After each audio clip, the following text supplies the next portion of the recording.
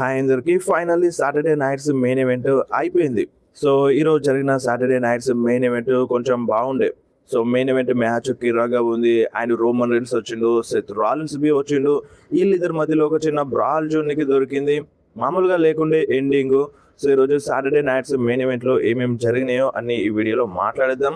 స్టార్టింగ్లోనే మనకి fatal influence versus Paige and Brie Bella మధ్యలో WWE women's tag team championship match జరిగిండే.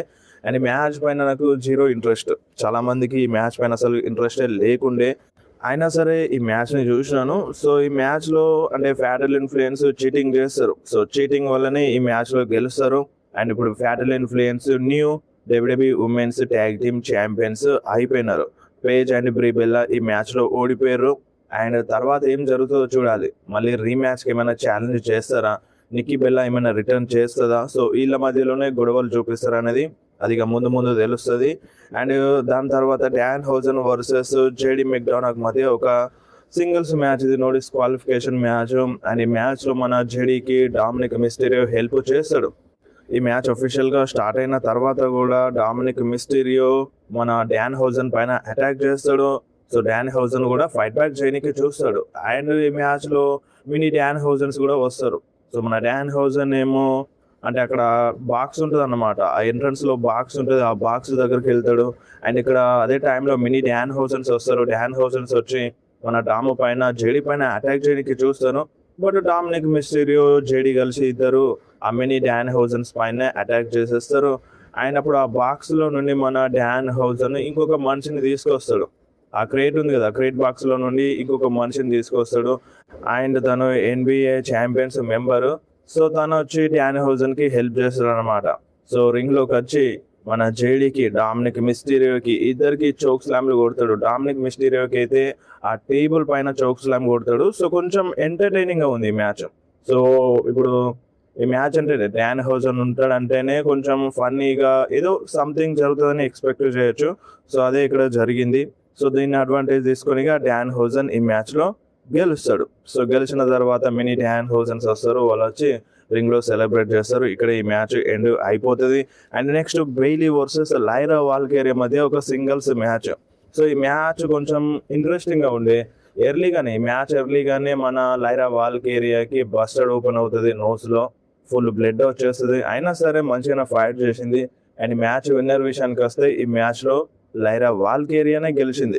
So Lyra వాల్కేరియా win అయిన తర్వాత కూడా మళ్ళీ బెయిలీ పైన అటాక్ చేసింది. సో అక్కడితో ఎండ్ అవ్వలేదు, మ్యాచ్ ఎండ్ అయిపోయిన తర్వాత కూడా బెయిలీ పైన అటాక్ చేసింది లైరా వాల్కేరియా. అండ్ ఆ స్టీల్ స్టెప్స్ పైన అటాక్ చేసింది. అండ్ ఇక దాని తర్వాత అఫీషియల్స్ వస్తారనమాట, అంటే ముందే వస్తారు, అయినా సరే ఆగదు. సో అఫీషియల్స్ వేర్ చేసేస్తారు. ఇక లైరా వాల్కేరియా కూడా అక్కడ నుండి వెళ్ళిపోతుంది.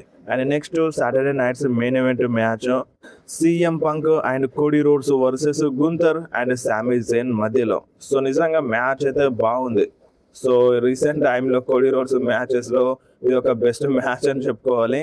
అంటే నిజంగానే బాగుంది ఈ మ్యాచ్. అండ్ ఇంకొకటి మన సామీ జైన్ అండ్ గుంతర్ మధ్యలో ఏదైనా ప్రాబ్లం చూడడానికి దొరుకుతుంది కావచ్చు అని అనిపించింది. బట్ అలా ఏం జరగలేదు. గుంతర్ అండ్ సామీ జైన్ ఇద్దరు మంచి అండర్స్టాండింగ్తో ఫైట్ చేసినారు. సో నిజంగా బాగా అనిపించింది. అండ్ అంతేకాదు ఈ మ్యాచ్లో CM పంక్ పైన అనుకోకుండానే కోడీ రోడ్స్ అటాక్ చేస్తాడు. అంటే కోడీ కట్టర్ అంటే డిజాస్టర్ కిక్ లాంటిది ఇద్దామని చూస్తాడు మన గుంతర్కి, బట్ అది అనుకోకుండా CM పంక్కే తగులుతుంది. ఈ మూమెంట్ కొంచెం వేరే అనిపించింది. అండ్ ఎండింగ్లో ఏమవుతుందంటే రెఫరీకి దెబ్బ తగులుతుంది. సో సామీ జైన్ వచ్చి గుంతర్కి కవర్ చేస్తారనమాట. CM punk and Cody roads ఇట్లా కవర్ చేసే టైంలో మన సామీ జైన్ వచ్చి సేవ్ చేస్తాడు. అండ్ అదే టైంలో రెఫరీకి కూడా దెబ్బ తగులుతుంది, రెఫరీ కూడా కింద పడిపోతాడు. సో దీన్ని అడ్వాంటేజ్ తీసుకుంటారు వీళ్ళందరూ. సో CM పంక్ అండ్ సామీ జైన్ ఇద్దరు అటాక్ చేసుకుంటారు. CM పంక్ సామీ జైన్కి GTS ఇస్తాడు, సామీ జైన్ కింద పడిపోతాడు. అండ్ CM పంక్ పైన గుంతర్ అటాక్ చేస్తాడు. అండ్ ఇటు కోడీ రోడ్స్ పైన కూడా అటాక్ చేస్తాడు. ఛాంపియన్షిప్ తీసుకొచ్చి మరి కోడీ రోడ్స్ పైన అటాక్ చేస్తాడు. సో సరే ఇక అయిపోయింది, ఇక్కడతో మ్యాచ్ ఎండ్ అయిపోయింది అని అనుకుంటే ఇంకొక రెఫరీ వస్తాడు, గుంతర్ కోడీ రోడ్స్కి కవర్ చేస్తాడు. బట్ అంతలోనే మన నిక్ కాలిస్ వస్తాడు. నిక్ కాలిస్ వచ్చి మన గుంతర్కి కాస్ట్ చేస్తాడు అనమాట. రెఫరీని బయటకి లాగేస్తాడు. అండ్ ఆ ఛాంపియన్షిప్ ని తీసుకొని గుంతర్ పైన అటాక్ చేస్తాడు. సో అప్పుడే CM పంక్ గుంతర్ కి GTS కొడతాడు. GTS కొట్టి కోడీ రోడ్స్ ని గుంతర్ పైన పడేస్తాడు. అండ్ అప్పుడే ఆ కింద పడ్డ రెఫరీ వస్తాడు, కౌంట్ చేసేస్తాడు, పిన్ కౌంట్ అయిపోతుంది 1-2-3.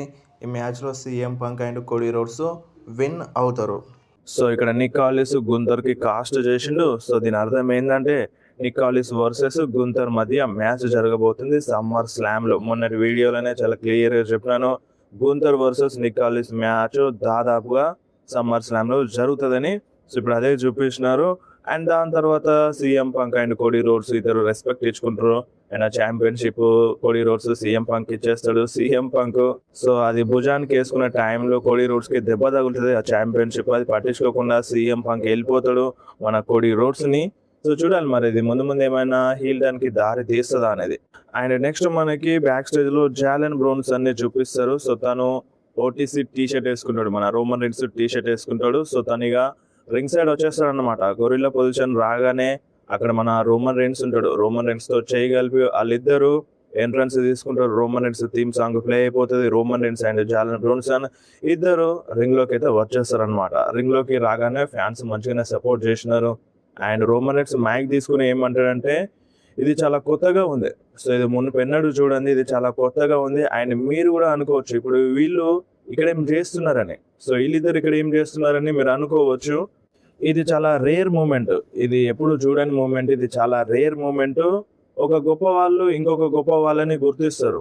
అంటే ఒక గ్రేట్ పర్సన్ ఇంకొక గ్రేట్ పర్సన్ ని ఎక్నాలజీ చేయగలడు అని ఈ టైప్లో రోమన్ రీన్స్ చెప్తాడు.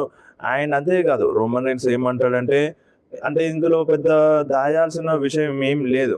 సో ఈ న్యూయార్క్ సిటీ, ఈ ఎంఎస్జి అనేది డబ్ల్యూడబ్ల్యూకి ఒక హోమ్, ఒక ఇల్లు లాంటిది. ఈ న్యూయార్క్ సిటీ, ఈ ఎంఎస్జి డబ్ల్యూడబ్ల్యూకి ఒక ఇల్లు లాంటిది. అండ్ మీరు నన్ను అంటే నా ఇంట్లో ఉన్న ఫీలింగ్ ని కలిగిస్తున్నారు అన్నట్టుగా రోమన్ రీన్స్ ఫ్యాన్స్ తో అంటాడు. ఆయన దాని తర్వాత రోమన్ రీన్స్ ఏమంటాడంటే ఈ డబ్ల్యూడబ్ల్యూలో ఒకే ఒక ట్రైబల్ చీఫ్ ఉన్నాడు, ఆయన ఒకే ఒక క్యాప్టెన్ ఉన్నాడు అని జాలెన్ బ్రౌన్స్ అన్ని చూపిస్తాడు. అంటే వాళ్ళు 2026 ఛాంపియన్స్ అయినారు. సో బాస్కెట్బాల్లో అంటే స్పోర్ట్స్ లో గెలిచినారు. అండ్ అందుకనే ఛాంపియన్స్ అని పిలుస్తాడు మన రోమన్ రీన్స్. అండ్ నేను ఇప్పుడు అన్ని చేసి ఒక తీసుకొచ్చినాను, ఇప్పుడు ఛాంపియన్స్ అనేటోళ్ళకి ఒక ఛాంపియన్షిప్ అనేది ఉండాలి. సో ఆ ఛాంపియన్షిప్ ని తీసుకొస్తారు అనమాట మన రోమన్ రీన్స్ కి. ఆ ఛాంపియన్షిప్ ని ఇస్తారు. సేమ్ వరల్డ్ హెవీవెయిట్ ఛాంపియన్షిప్ ఏ టైప్ లో ఉంటుందో సో అదే టైప్ లో ఆ ఛాంపియన్షిప్ ఉంటుంది. ఆ ఛాంపియన్షిప్ ని జాలెన్ బ్రౌన్సన్ కి ఇస్తాడు మన రోమన్ రీన్స్. అండ్ దాని తర్వాత ఫ్యాన్స్ అందరికి ఎక్నాలజీ చేయమని అంటాడు. అండ్ అంతలోనే మన Seth Rollins theme song play అయిపోతుంది. కాకపోతే మన సెత్ రాలిన్స్ రాడన్నమాట, ఇండియానా పేసర్ వస్తాడు. తను అంటే ఇప్పుడు ఈ జాలెన్ బ్రౌన్సన్ ఉన్నాడు కదా, సో తనకి బిగ్గెస్ట్ రైవల్. సో తను వచ్చి ఆ చైర్ తీసుకొని వస్తాడు. ఆ చైర్ తీసుకుని రింగ్ దగ్గరికి రాగానే వెనకాల నుండి సెత్ రాలిన్స్ వచ్చి మన రోమన్ రీన్స్ పైన అటాక్ చేస్తాడు. అండ్ దాని తర్వాత సెత్ రాలిన్స్ జాలెన్ బ్రౌన్సన్ ని అక్కడే నిల్చోమని చెప్తారు అనమాట. ఆ ఇండియానా పేసర్ చైర్ ఇస్తాడు మన సెత్ రాలిన్స్ కి. అండ్ ఆ చైర్ పైన పడుకోబెట్టి రోమన్ రీన్స్ కి కర్బ్ స్టాంప్ ఇద్దామని చూస్తాడు. బట్ ఆ జాలెన్ బ్రౌన్సన్ సెత్ రాలిన్స్ కి ఫేస్ టు ఫేస్ నిల్చుంటాడు ఆ కర్బ్ స్టాంప్ ఇవ్వకుండా.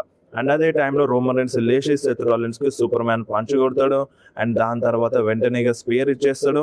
సో ఇంకేముంది, దాని తర్వాత ఇక సెత్ రాలిన్స్ రింగ్ బయటకి వెళ్ళిపోతాడు అనమాట. ఆ ఇండియానా పేసర్ కూడా వెళ్ళిపోతాడు.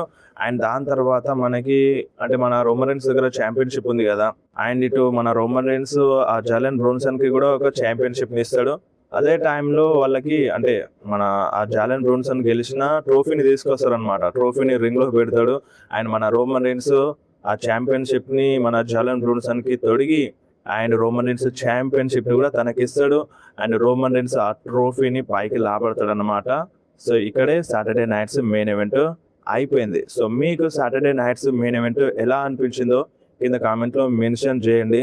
సో ఇప్పుడు ఈ జాలెన్ బ్రౌన్సన్ ఎందుకు వచ్చిందో అని స్టిల్ ఇంకా డౌట్ ఉంటే ఏంటంటే న్యూయార్క్ సిటీలో వాళ్ళు ఒక స్పోర్ట్లో బాస్కెట్బాల్లో గెలిచినారు. సో ఇప్పుడు మన డబ్ల్యూడబ్ల్యూకి న్యూయార్క్ సిటీ ఎంఎస్జి అనేది ఒక గ్రేటెస్ట్ సిటీ. సో అక్కడ హోమ్, మన డబ్ల్యూడబ్ల్యూకి వన్ ఆఫ్ ది హోమ్. ఎంఎస్జిలో షో జరుగుతుందంటే మ్యాక్సిమం ఫ్యాన్స్ ఎగబడి చూస్తారు, ఫ్యాన్స్ ఫుల్ సపోర్ట్ చేస్తారు.